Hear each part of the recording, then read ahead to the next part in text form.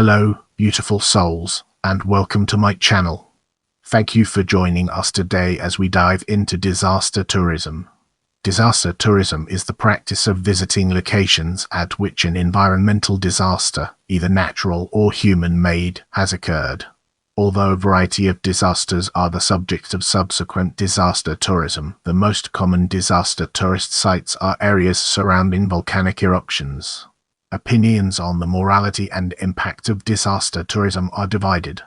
Advocates of disaster tourism often claim that the practice raises awareness of the event, stimulates the local economy, and educates the public about the local culture, while critics claim that the practice is exploitative, profits on loss, and often mischaracterize the events in question. Brace yourselves for the next chapter, where we'll be dissecting motivations.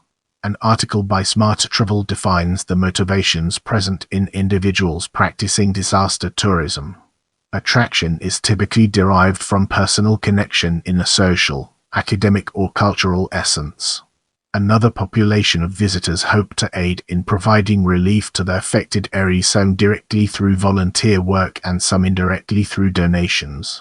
Other visitors have no connection to the site or the event, but happen to be there as tourists and visit those places as part of their sightseeing.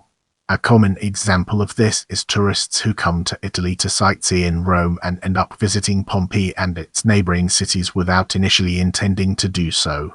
Our focus now turns to reception, an important aspect of our discussion. Disaster tourism has had a mixed reception.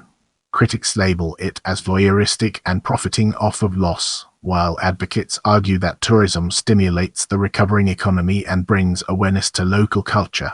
Although the public perception of tourism depends on a wide variety of factors, such as whether the disaster was human-made or natural and how long it has been since the incident, there are some general trends in the reception of tourism. Depending on the site or tour, disaster tourism can be seen to be an educational experience or exploitative. Whether or not a tourist site is handled respectfully and tactfully often is determined both by those organizing the events and the tourists themselves. Moreover, advocates of disaster tourism point out that attractions can educationally re-examine disasters despite the operators being motivated by profit.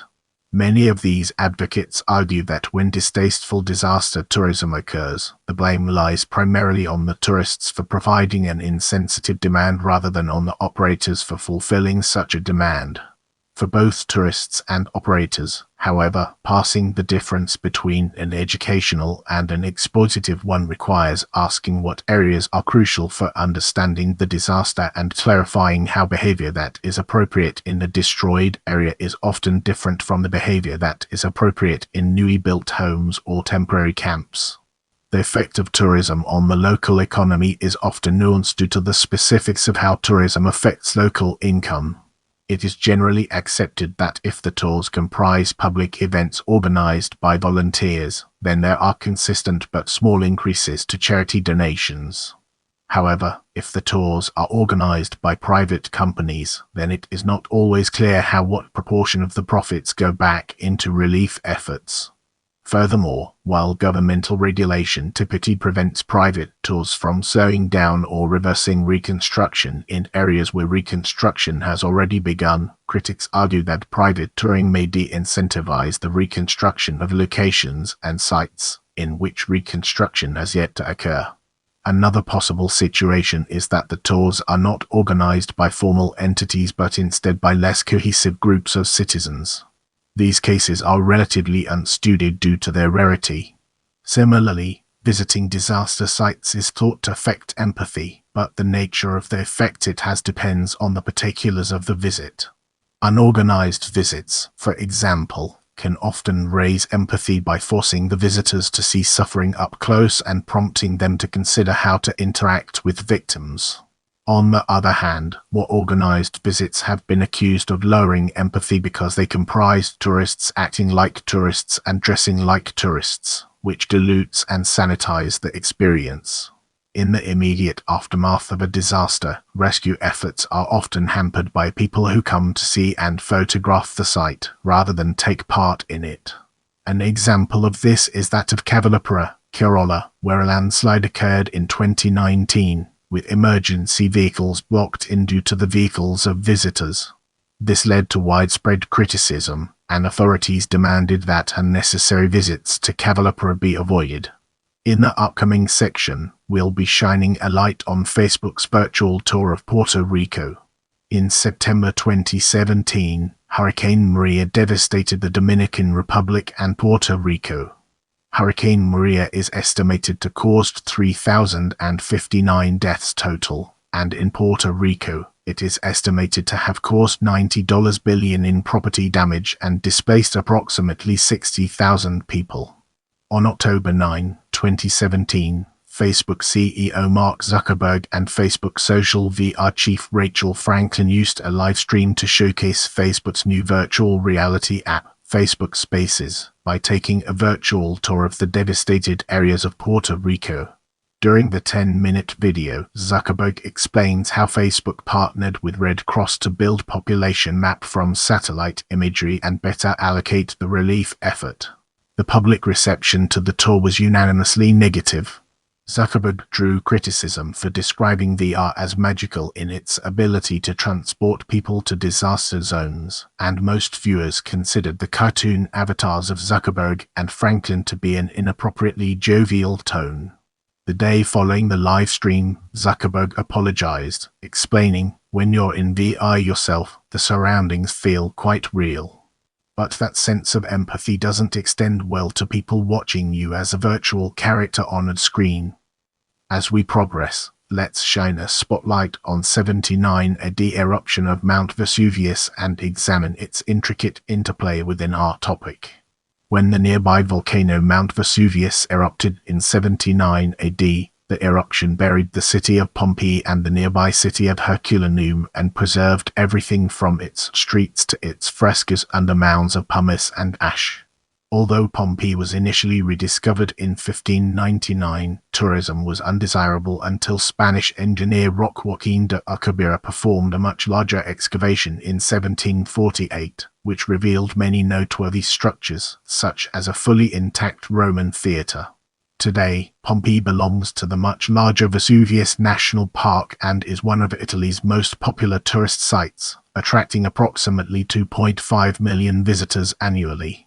As we enter this new phase, let's navigate the complexities of Hindenburg Incident 1937 and discover its practical applications. Hindenburg Incident 1937.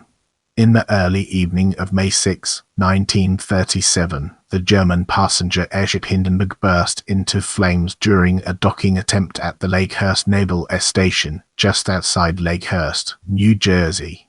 With the cause of the fire unknown and a death toll of 37 passengers, the Hindenburg disaster became one of the biggest news stories of its time.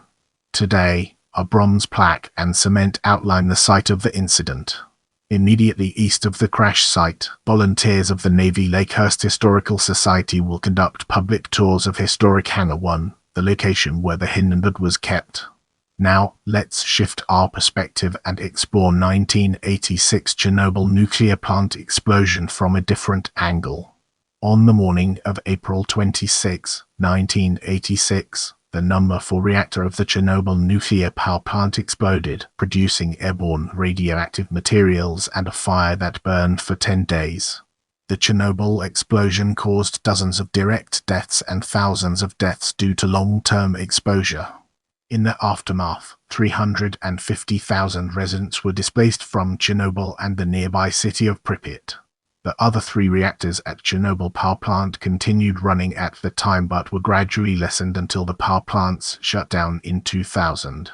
The Ukraine-based tour company Soloist Travel currently runs day-long tours through Chernobyl's exclusion zone, a 2,600 square kilometer area that includes the plant. The highlights of the tour include visiting the Red Forest, a pine tree woodland destroyed by radioactive contamination, exploring Kopachy, a nearby village that was demolished due to high contamination levels, and finally coming within 305 meters of the remains of the number 4 reactor.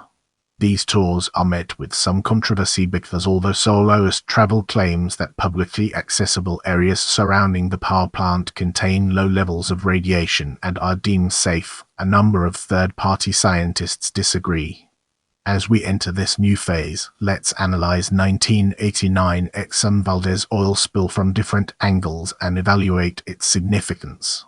In 1989, the Exxon Valdez oil tanker struck Alaska's Bligh Reef in Prince William Sound and leaked crude oil into the sound.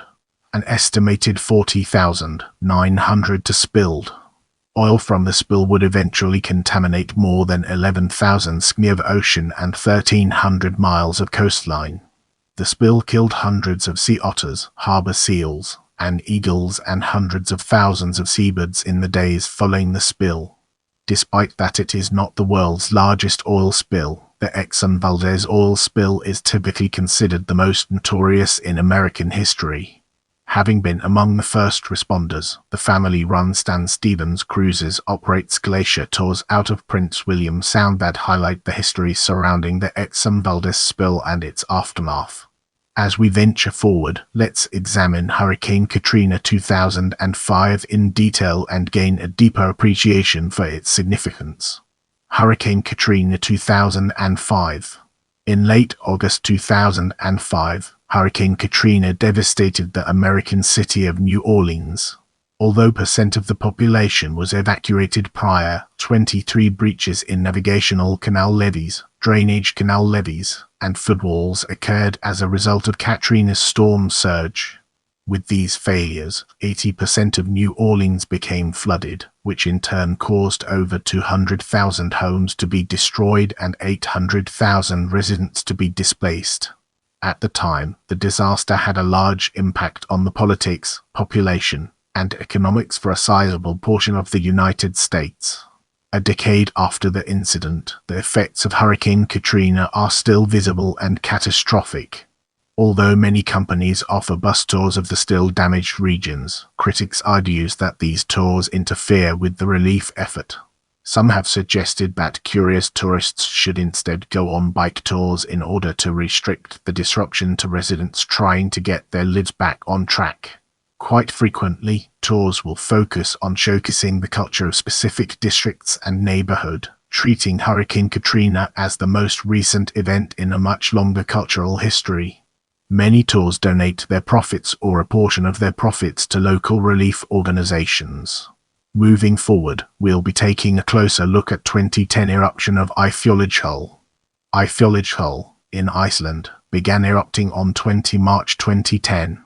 At this time, about 500 farmers and their families from the areas of Flørsjø, Eyjafjall, and Landia were evacuated overnight, but allowed to return to their farms and homes after Civil Protection Department risk assessment.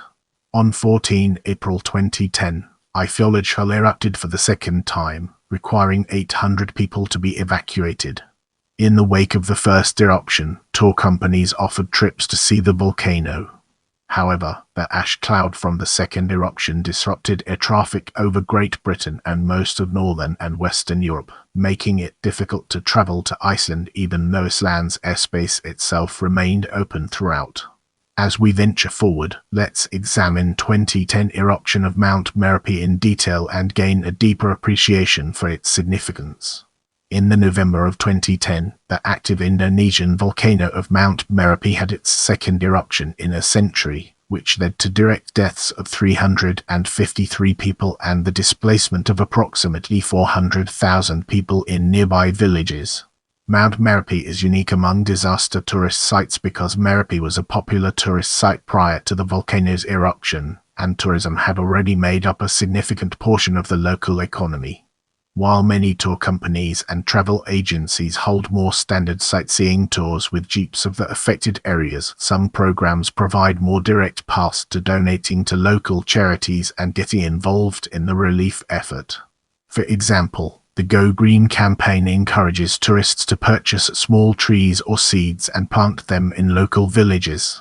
I'm here to provide you with the best information, so let me know what else you'd like to learn about.